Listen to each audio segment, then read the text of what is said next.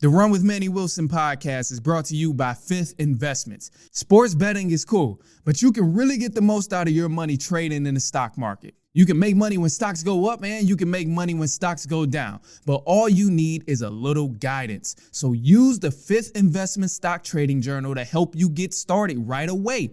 Fifth Investments is a fantastic resource for daily trade ideas, market analysis, news, and information for navigating the stock market. They got you covered with long-term, short-term, options trading, and more. So go to fiftinvestments.com and use the promo code THERUN for $20 off your premier membership, or just sign up for free. Trade the stock market and perfect a skill that's going to last you a lifetime. The information is not trading or investment advice. The newsletter is only a personal blog that is being offered publicly for general information purposes only. Now tuned into the greatest.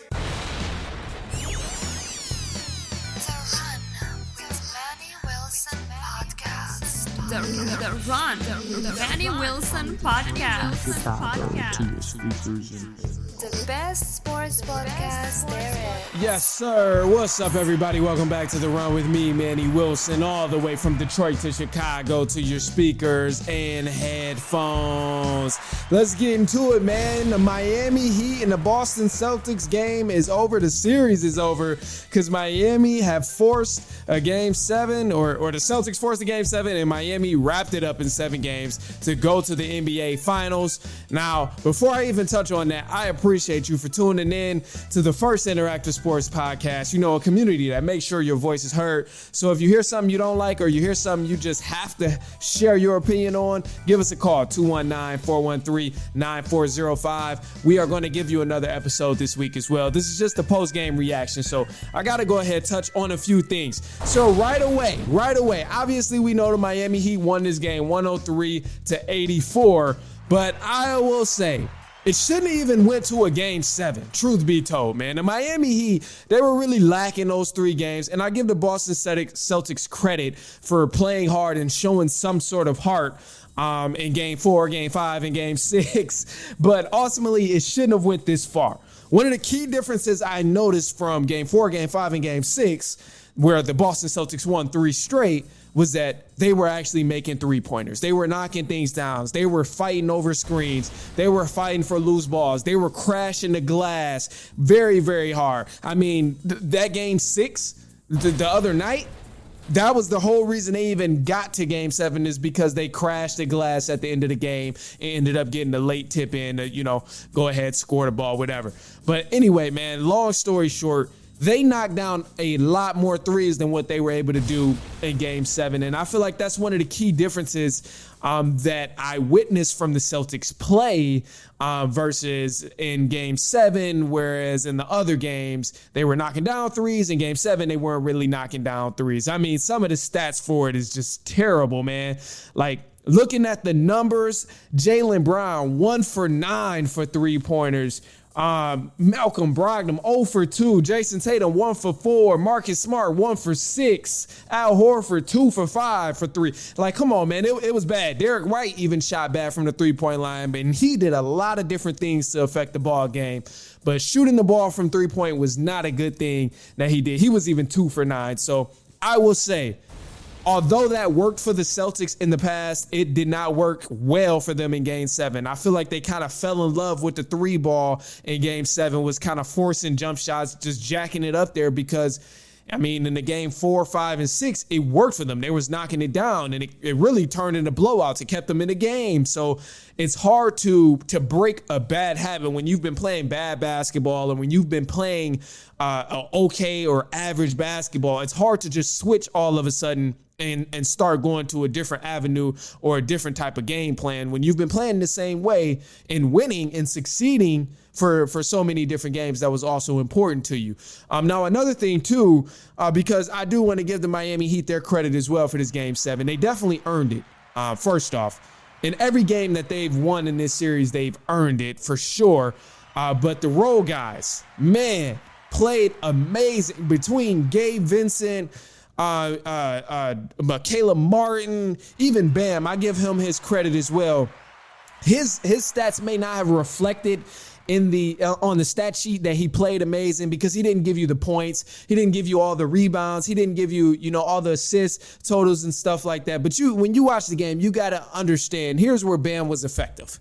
Because not only did he, put the numbers up that he did, like I think it was 12 points and a couple rebounds, whatever.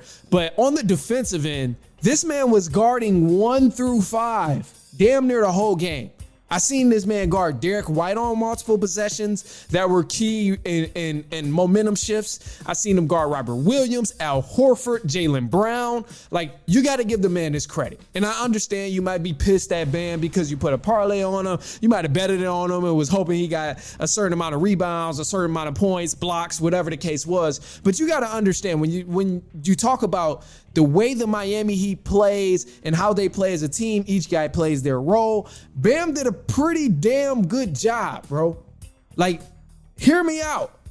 He even made some great passes.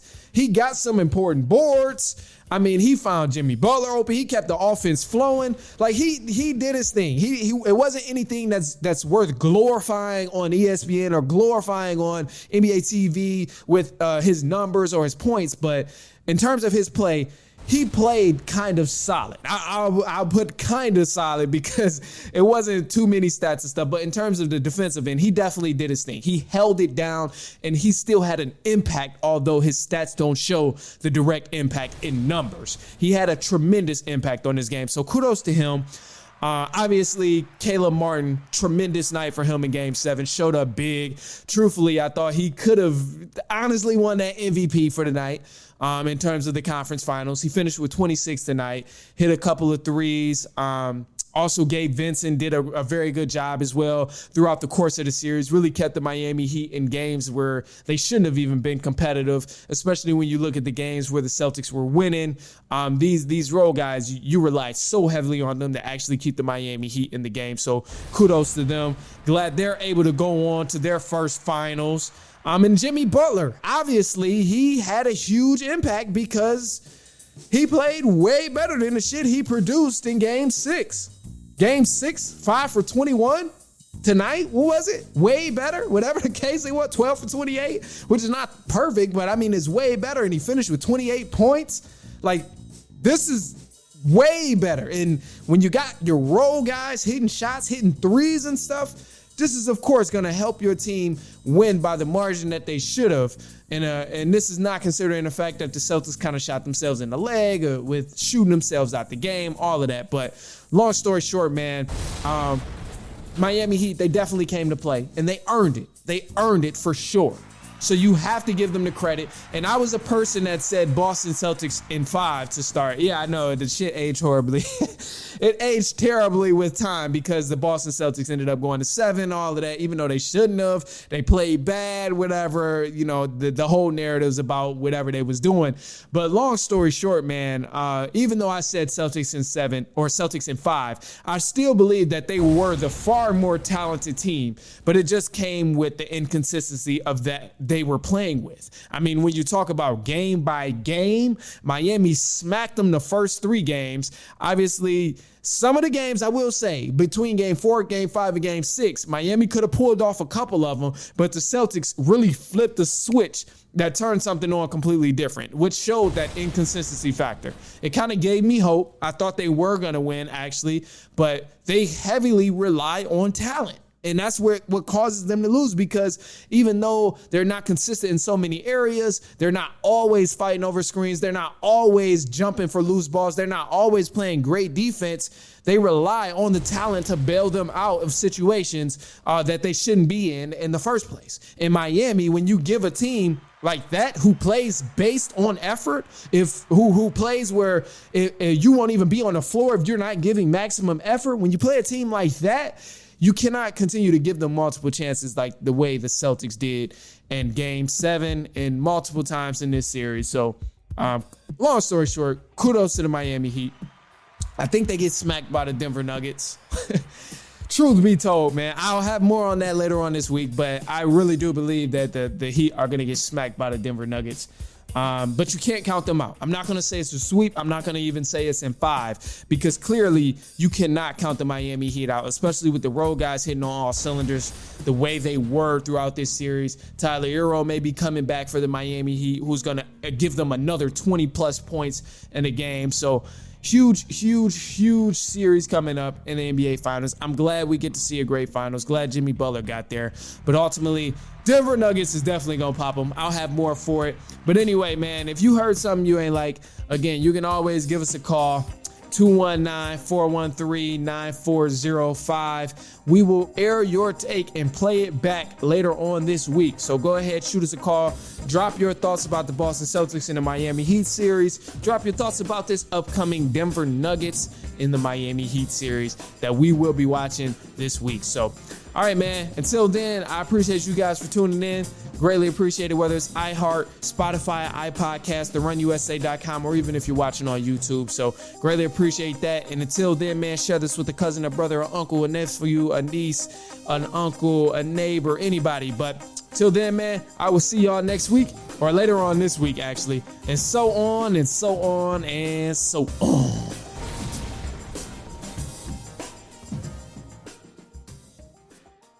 The Run with Manny Wilson podcast is brought to you by Fifth Investments. Investing is the easiest way to double your money, especially when you do it right. Most of us need help with getting started, right?